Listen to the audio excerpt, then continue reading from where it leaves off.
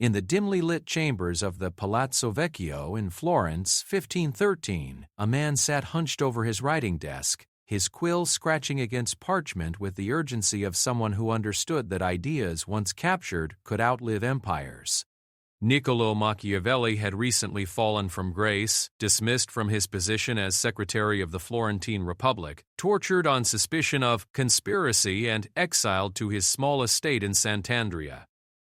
Yet in this moment of personal defeat, he was crafting what would become the most influential treatise on power ever written. The candlelight flickered across pages filled with observations that would scandalize Europe for centuries to come. Here was a man who had witnessed the rise and fall of princes, the brutal mechanics of statecraft, and the delicate dance between virtue and vice that determined the fate of nations. What emerged from his exile was not merely a book, but a revolutionary understanding of human nature and political reality that would define a character type so formidable that his very name would become synonymous with cunning, strategic thinking, and the ruthless pursuit of power. Machiavelli had spent his career in the heart of Renaissance politics, serving the Florentine Republic during one of history's most turbulent periods. He had negotiated with kings and popes, observed the military genius of Cesare Borgia, and watched as the Italian city-states were carved up by foreign powers. His experiences had stripped away the comfortable illusions that most people harbored about politics and human nature.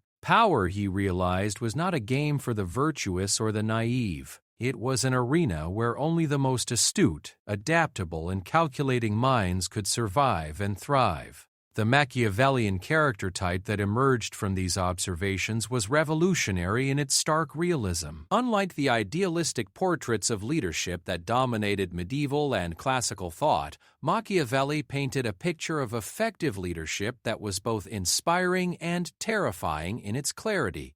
The prince, his archetypal leader, was not bound by conventional morality, but by the higher calling of maintaining power and ensuring the stability of the state. This was not mere selfishness or cruelty, but a sophisticated understanding that in a world of competing interests and limited resources, only those who mastered the art of strategic thinking could protect what they valued most. At the core of this character type lay an almost supernatural ability to read human nature. The Machiavellian mind operated like a master chess player, thinking not just one or two moves ahead, but constantly calculating the psychological motivations, hidden agendas, and potential reactions of every player on the board. This individual understood that most people were driven by self-interest, fear, and the desire for security, and that effective leadership required the ability to appeal to these fundamental drives while simultaneously managing the complex web of alliances and enmities that defined political life. The formidable nature of this character type lay not in its capacity for evil, though Machiavelli acknowledged that sometimes cruel actions were necessary, but in its relentless focus on effectiveness. The Machiavellian leader was pragmatic above all else, willing to adapt their methods to the circumstances they faced. If kindness would achieve their goals, they would be kind. If harshness was required, they would be harsh. If deception was necessary, they would deceive. This moral flexibility was not born of indifference to right and wrong, but from a deeper understanding that the ultimate measure of leadership was not the purity of one's methods, but the success of one's outcomes. In the courts and councils of Renaissance Italy, Machiavelli had observed that power was constantly in flux. Today's ally could become tomorrow's enemy, today's weakness could become tomorrow's strength, and today's certainty could become tomorrow's catastrophe. The successful leader, therefore, needed to cultivate what he called virtue, not virtue in the conventional sense, but a kind of adaptive excellence that could respond effectively to fortune's wheel. This virtue combined courage with cunning, strength with flexibility, and vision with pragmatism. The psychological profile of the Machiavellian character revealed a mind that was simultaneously strategic and tactical, capable of long-term planning while remaining alert to immediate opportunities and threats. These individuals possessed an unusual ability to compartmentalize their emotions, allowing rational calculation to guide their decisions even in moments of crisis or passion. They understood that leadership often required making unpopular decisions, bearing the burden of secrets, and accepting responsibility for outcomes that others might find morally ambiguous.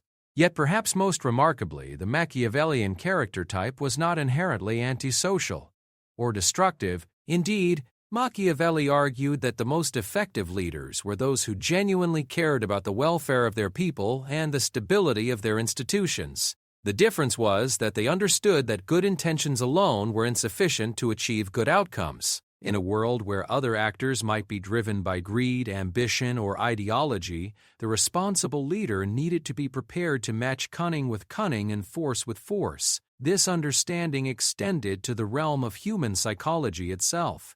The Machiavellian character possessed an almost clinical appreciation for the gap between what people said they wanted and what actually motivated their behavior. They recognized that most individuals were fundamentally conservative, preferring the security of familiar arrangements to the uncertainty of change, even when those arrangements were suboptimal.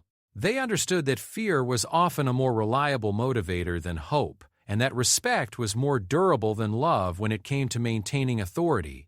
The emergence of this character type in Renaissance thought represented a fundamental shift in how Western civilization understood leadership and power. Before Machiavelli, political theory had been dominated by classical and Christian ideals that emphasized the moral character of the ruler. The good king was virtuous, just, and guided by divine wisdom or philosophical insight. Machiavelli's revolutionary contribution was to separate the question of effective leadership from traditional moral categories, creating space for a new kind of political actor who could navigate the complex realities of human society without being constrained by idealistic expectations. This separation did not represent a rejection of morality so much as a recognition that political morality operated according to different rules than private morality. The individual who held power over others bore responsibilities that ordinary citizens did not face. Their decisions could determine whether thousands lived or died, whether institutions survived or collapsed, whether societies flourished or declined into chaos. Under such circumstances, Machiavelli argued the conventional virtues of honesty, generosity, and mercy needed to be tempered by the political virtues of prudence, strength, and strategic thinking. The psychological sophistication of the Machiavellian character lay in its ability to hold these different moral frameworks in tension without being paralyzed by contradiction. This was not cognitive dissonance, but cognitive complexity, the capacity to recognize that different situations called for different approaches, and that the mark of wisdom lay in knowing when to apply which framework. A leader might be genuinely compassionate in their personal relationships while remaining coolly calculating in their political decisions, understanding that each realm operated according to its own logic and requirements. As Machiavelli continued to write through those long nights in exile, he was creating more than a manual for princes. He was defining a character type that would become one of the most powerful and controversial figures in human civilization. This individual would be feared and admired, studied and condemned, imitated and reviled across the centuries. They would emerge in royal courts and corporate boardrooms, military headquarters, and revolutionary movements, wherever human beings gathered to pursue collective goals in the face of competition and uncertainty. The formidable nature of this character type stemmed from its combination of intellectual sophistication and emotional discipline. The Machiavellian mind was trained to see through appearances to underlying realities, to understand the hidden structures that governed human behavior, and to act upon this understanding with precision and effectiveness. They possessed what might be called strategic empathy, the ability to understand how others thought and felt not for the purpose of emotional connection, but for the purpose of prediction and influence. This strategic orientation extended to their relationship with power itself. Unlike those who sought power for its own sake or for the personal gratification it provided, the truly Machiavellian character understood power as a tool, necessary for achieving larger goals but dangerous if it became an end in itself. They were acutely aware that power was always temporary, always contested, and always dependent upon the complex interplay of forces beyond any individual's complete control. This awareness bred both humility and vigilance, recognition that success required constant adaptation and that failure was always possible regardless of how carefully one planned. The intellectual foundations of this character type rested upon a fundamentally pessimistic view of human nature combined with an optimistic view of human potential. Machiavelli believed that people were generally selfish, short-sighted, and unreliable, but he also believed that skilled leadership could channel these flaws toward constructive ends. The key lay in understanding human psychology well enough to create systems and incentives that aligned individual self-interest with collective welfare. This required not moral exhortation but practical wisdom, the ability to design institutions and craft policies that worked with human nature rather than against it.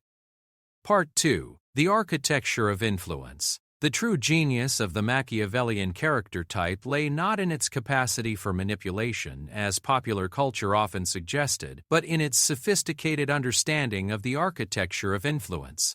These individuals recognized that power was not a thing to be possessed, but a relationship to be constantly negotiated and maintained. They understood that sustainable influence required building complex networks of mutual dependence, shared interest, and strategic cooperation that could withstand the inevitable shocks and changes that characterized political life. In the councils of Renaissance Italy, where Machiavelli had observed the masters of this art at work, he noticed that the most successful leaders were those who could simultaneously operate on multiple levels of analysis. They needed to understand not just the immediate tactical situation, who supported whom, what resources were available, what threats were most pressing, but also the deeper currents of history, culture, and human psychology that shaped how different groups would respond to various initiatives. The Machiavellian approach to influence began with rigorous analysis of the strategic environment.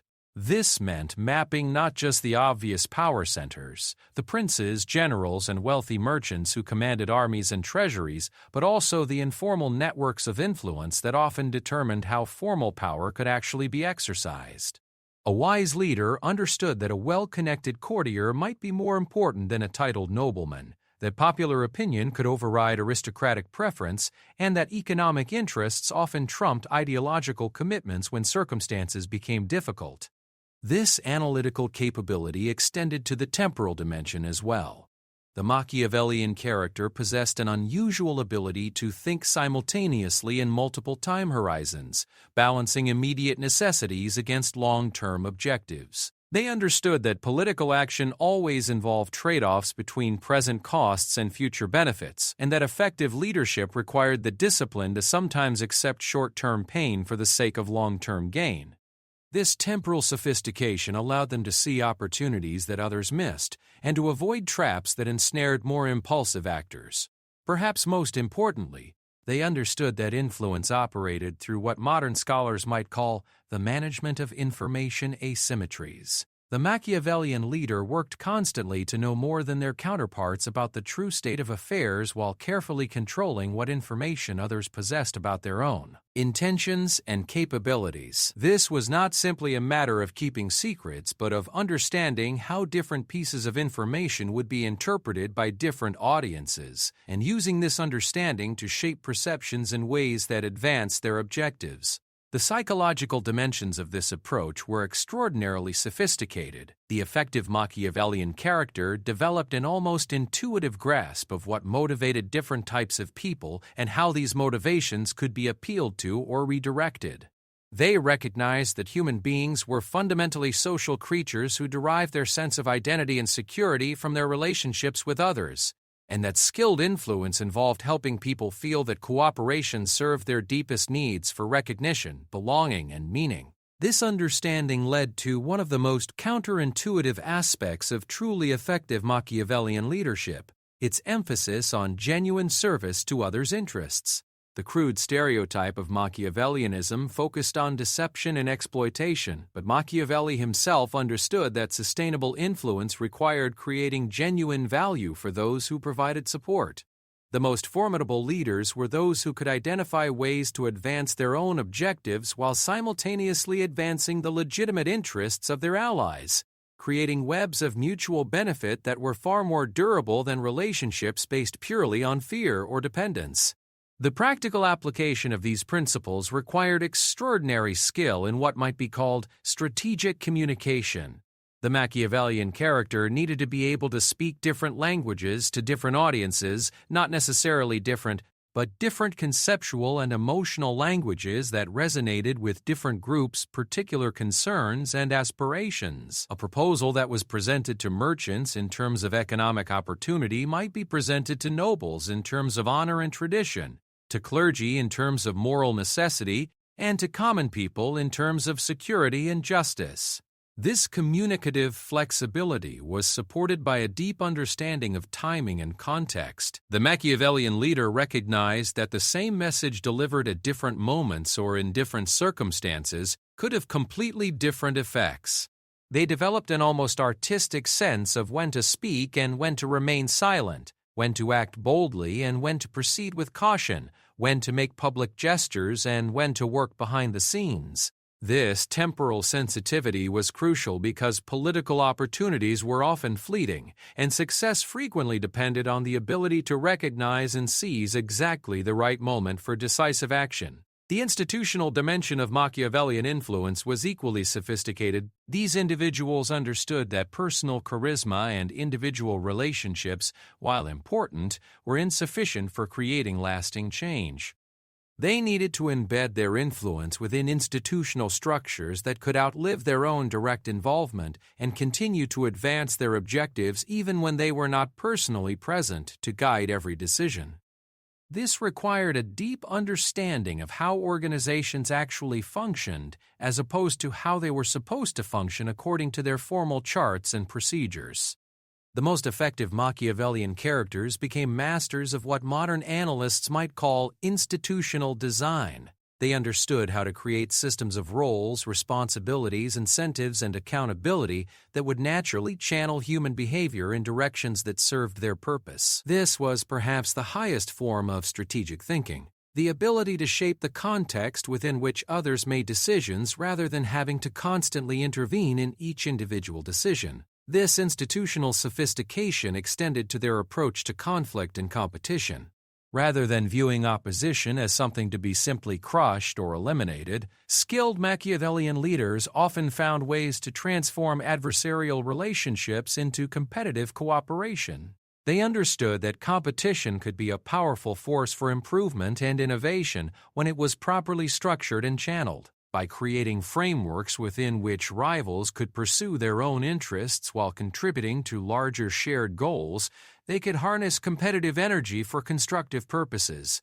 The emotional intelligence required for this level of strategic sophistication was remarkable. The Machiavellian character needed to maintain emotional equilibrium in the face of constant uncertainty, criticism, and pressure, while remaining sensitive to the emotional states and needs of others. This required a kind of disciplined empathy, the ability to understand and respond to others' feelings without being overwhelmed by them or allowing emotional considerations to override strategic judgment. This emotional discipline was particularly important when dealing with what Machiavelli called the lion and the fox, the need to combine strength and cunning, directness and subtlety in response to different types of challenges. Sometimes situations called for the lion's approach, bold, direct action that demonstrated strength and resolve. Other times they required the fox's method, indirect, subtle maneuvering that achieved objectives through cleverness rather than confrontation.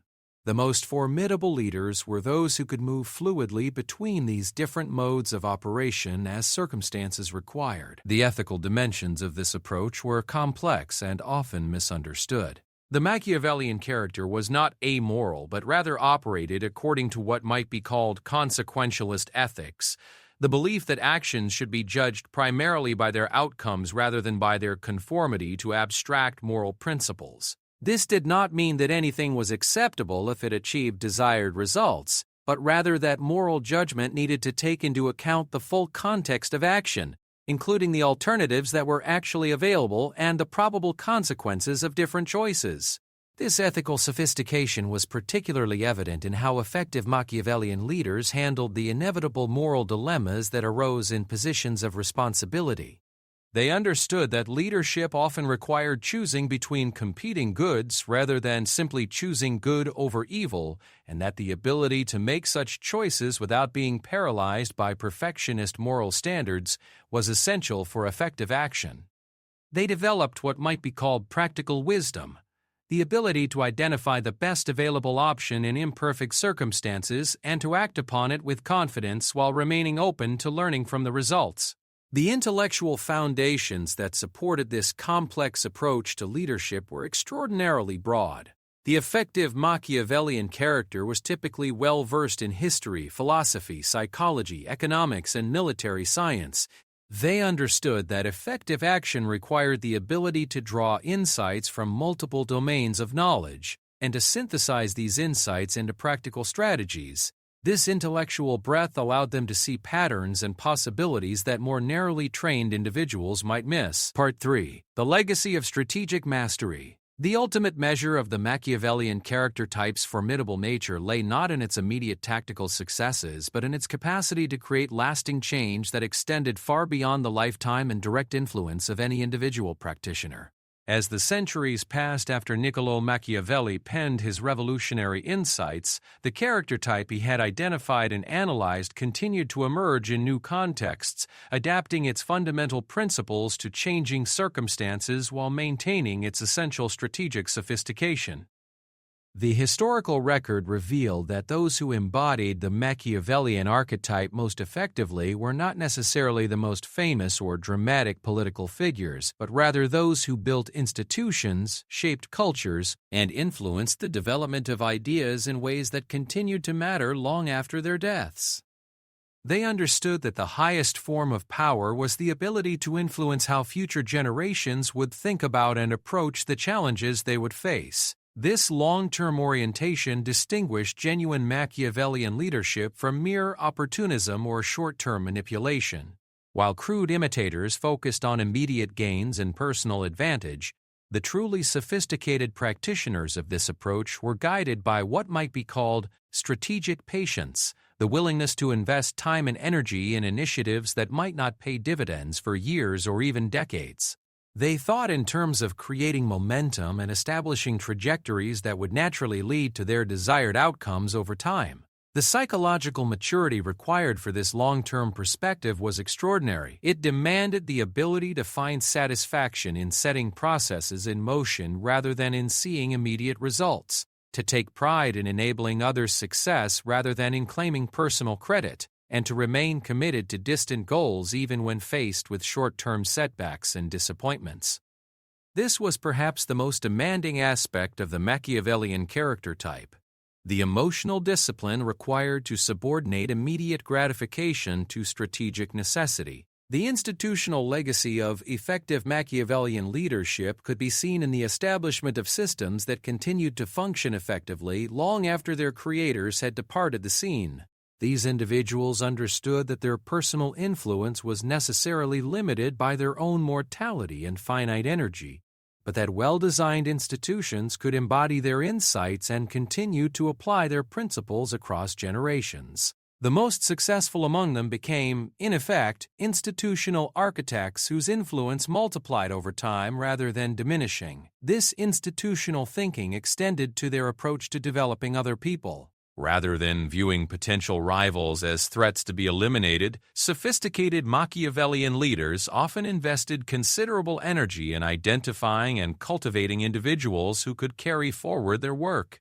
They understood that their own capacity to achieve lasting change was directly related to their ability to inspire and enable others to internalize and apply the principles they had developed. The pedagogical dimension of this approach was subtle but crucial. The most effective Machiavellian characters became teachers not through formal instruction, but through example and through the creation of situations in which others could learn strategic thinking through direct experience. They understood that the principles of effective leadership could not simply be communicated as abstract knowledge, but needed to be internalized through practice and reflection under the guidance of someone who had already mastered these skills. This developmental approach revealed another layer of the Machiavellian character's sophistication, the the recognition that different individuals require different types of guidance and different paths to effectiveness. Some people were naturally inclined toward strategic thinking but needed to develop greater emotional discipline. Others possessed strong moral foundations but needed to learn greater flexibility in their methods. Still others had excellent tactical skills but needed to develop longer-term perspective. The effective Machiavellian leader could diagnose these different developmental needs and provide appropriate guidance to help each individual reach their potential. The intellectual legacy of this tradition was equally impressive. The Machiavellian approach to understanding politics and human nature had spawned entire schools of thought in fields ranging from political science to business strategy to military doctrine. The fundamental insights about the relationship between power and human psychology, the importance of institutional design, and the need for strategic thinking had been refined and extended by generations of scholars and practitioners. Yet perhaps the most profound legacy lay in the realm of practical wisdom. The Machiavellian tradition had developed sophisticated approaches to some of the most enduring challenges of human organization. How do you balance competing interests? How do you maintain stability while enabling change? How do you exercise authority without becoming tyrannical? How do you achieve collective goals while respecting individual autonomy? These questions had no simple answers, but the Machiavellian tradition had developed frameworks for thinking about them that were both realistic and constructive. The moral evolution of this tradition was particularly significant. While Machiavelli himself had been primarily concerned with the effectiveness of political action, subsequent thinkers in this tradition had worked to integrate strategic sophistication with deeper ethical commitments. They had shown that it was possible to be both strategically effective and morally principled, but that doing so required a more nuanced understanding of ethics than was provided by simple rule-based systems. This ethical sophistication was evident in how mature practitioners of the Machiavellian approach handled the inevitable conflicts between different moral goods. They understood that responsible leadership often required choosing between competing values, between security and freedom, between efficiency and fairness, between stability and innovation, and that such choices could not be made according to simple formulas but required careful attention to context and consequences. The psychological legacy of the Machiavellian tradition was equally rich. It had demonstrated that human beings were capable of extraordinary sophistication in their thinking about social relationships and collective action, but that developing this sophistication required discipline, study, and practice. It had shown that emotional intelligence and strategic thinking were not opposing capabilities, but complementary aspects of mature leadership that could be cultivated through appropriate training and experience. The contemporary relevance of the Machiavellian character type was perhaps even greater than its historical significance. In an increasingly complex and interconnected world, the ability to think strategically across multiple levels of analysis, to understand the psychological and institutional dimensions of influence, and to balance competing demands and interests had become essential skills for anyone seeking to create positive change in any domain of human activity. Modern manifestations of the Machiavellian character could be found in fields far removed from traditional politics. Entrepreneurs who built companies that transformed entire industries, social activists who created movements that changed cultural attitudes, scientists who revolutionized entire fields of knowledge, and artists who influenced how people understood themselves and their world, all drew upon the same fundamental capabilities that Machiavelli had identified in his analysis of effective princes. The technological dimension of contemporary life had created new applications for traditional Machiavellian insights. The ability to understand and shape information flows, to build networks of influence that transcended geographical boundaries, and to coordinate action across diverse groups of people had become crucial capabilities in the digital age. The principles of strategic thinking that Machiavelli had developed for managing Renaissance city-states proved remarkably applicable to managing global organizations and movements. Yet the fundamental challenge remained the same. how to exercise influence responsibly in pursuit of worthy goals, while navigating the complex realities of human psychology and social organization. The Machiavellian character type had demonstrated that this challenge could be met through the development of sophisticated analytical capabilities, emotional discipline, and practical wisdom. The individuals who embodied these qualities most fully had shown that it was possible to be both effective and ethical, both strategically sophisticated and genuinely caring about the welfare of others. The formidable nature of this character type lay ultimately in its integration of multiple forms of excellence. The most effective Machiavellian leaders combined intellectual rigor with emotional intelligence, strategic patience with tactical flexibility, moral commitment with practical realism, and personal ambition with genuine service to others. This integration required extraordinary personal development and represented one of the highest forms of human achievement in the domain of social leadership. As the world continued to evolve and present new challenges, the Machiavellian tradition would undoubtedly continue to adapt and develop. New contexts would require new applications of fundamental principles. New technologies would create new opportunities and constraints, and new generations would need to learn these skills in ways that were relevant to their particular circumstances. But the core insights that Machiavelli had identified during those long nights in exile about power, human nature, and the requirements of effective leadership would continue to provide a foundation for those seeking to understand and exercise influence in service of worthy goals. The enduring relevance of the Machiavellian character type testified to the depth and accuracy of the original insights. In recognizing that effective leadership required a sophisticated understanding of both human psychology and institutional dynamics, that success demanded the integration of multiple capabilities rather than excellence in any single area, and that responsible influence required balancing competing goods rather than simply following abstract principles, Machiavelli had identified patterns that were fundamental to the human condition rather than merely characteristic of his particular historical moment. The legacy of this tradition was not merely intellectual but deeply practical. It had provided tools and frameworks that enabled countless individuals to exercise leadership more effectively, to create positive change in their communities and organizations, and to navigate the complex challenges of social life with greater wisdom and skill. In doing so, it had contributed to human flourishing not by making leadership easier, but by making it more thoughtful, more principled, and more effective in achieving worthy goals. The most formidable character type that Machiavelli had identified was formidable not because it was ruthless or amoral, but because it represented the highest development of human capabilities for understanding and shaping social reality. It demanded intellectual excellence, emotional maturity, moral sophistication, and practical wisdom. Those who developed these capabilities could indeed become formidable forces for positive change in the world, capable of achieving goals that others might consider impossible, and of creating lasting value that extended far beyond their own immediate interests.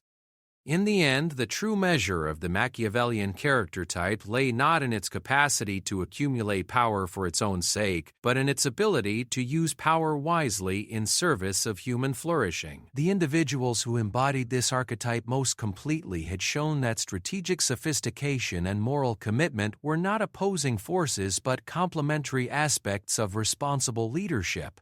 They had demonstrated that it was possible to be both realistic about human nature and optimistic about human potential, both strategic in one's thinking and ethical in one's commitments. In doing so, they had provided a model of leadership that remained as relevant and necessary in the modern world as it had been in Renaissance Italy, and they had established a tradition of practical wisdom that would continue to guide and inspire future generations seeking to make a positive difference in the world.